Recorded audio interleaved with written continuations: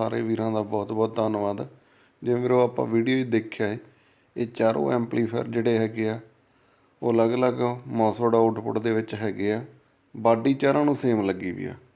ਕਈ ਵੀਰ ਕਨਫਿਊਜ਼ਨ 'ਚ ਸੀ, ਉਹਨਾਂ ਵਾਸਤੇ ਆਪਾਂ ਇਹ ਵੀਡੀਓ ਬਣਾਈ ਹੈ।